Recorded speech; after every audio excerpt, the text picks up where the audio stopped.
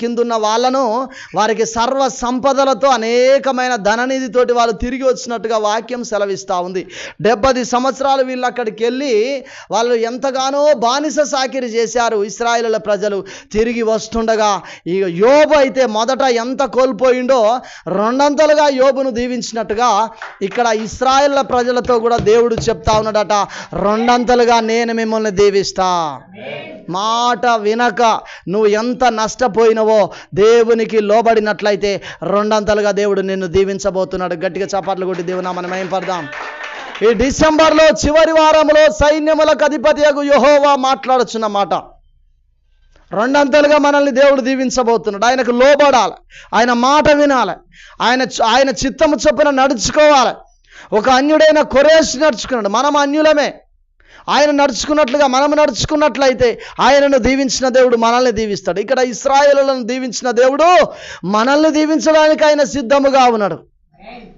మనము దీన్ని నేనంతా ఫస్ట్ స్టార్టింగ్లో ఒక ప్రార్థన చేసిన దైవజనమా. ఏంటి ఆ ప్రార్థన అంటే, ప్రభువా నీ ప్రజలు ఇక్కడికి వచ్చిన తర్వాత నీ ప్రజల హృదయాలను నువ్వు దున్నాలి.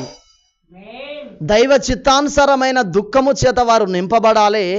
ఆ నీరు ఎట్లయితే నేల మీద పడుతుందో, నేల మీద పడ్డ తర్వాత తొలకరి వర్షము ద్వారా ఏం చేస్తారంటే చెలకలో వాళ్ళు నాగన్లు కట్టుకొని పోయి చెలకను దున్నుతారు, చెత్త చెదారం ఏరేస్తారు. ఏరేసిన తర్వాత మరలా వర్షం పడగానే వెళ్ళి పత్తి గింజలను నాటుతూ ఉంటారు. అప్పుడు అవి ఫలిస్తూ ఉంటాయి. అదే విధముగా ఇక్కడ కీర్తన ద్వారా, ఆరాధన ద్వారా, కీర్తన ద్వారా మరి దైవ చిత్తానుసారమైన దుఃఖము మీలో కలగాలని, ఆరాధన ద్వారా చెత్త పారవేయబడాలని, వాక్యపనే విత్తనము మంచి నేలన పడాలని ప్రార్థన చేశాము దైవజనమా. హల్లెలూయా. అప్పుడే మనం ఫలిస్తాం, అప్పుడే మనం అభివృద్ధి చెందుతాం, అప్పుడే మనం విస్తరిస్తాం. మనం ఫలించాలని దేవుడు మనల్ని కోరుకుంటున్నాడు. మనకు రెండంతల మేలు చేయాలని, మనల్ని దీవించాలని, మనల్ని అభివృద్ధి పరచాలని, ఒకరిని గొప్ప ధనవంతునిగా, ఒకరిని గొప్ప దరిద్రునిగా చేయాలని కాదు ఆయన ఆలోచన.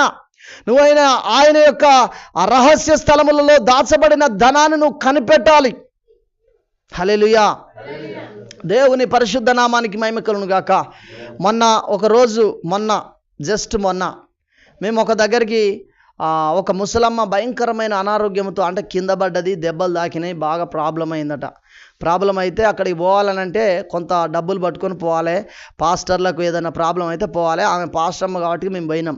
పోతూ ఉన్నప్పుడు నేను చెప్పిన ఆమె ఇట్లా సమస్యతోటి ఉన్నది, కొన్ని డబ్బులు వసూలు చేసి మేము పోవాలి అని చెప్పి వాళ్ళతో మనం అందరం పోదామని చెప్పి అనగానే వెంబడే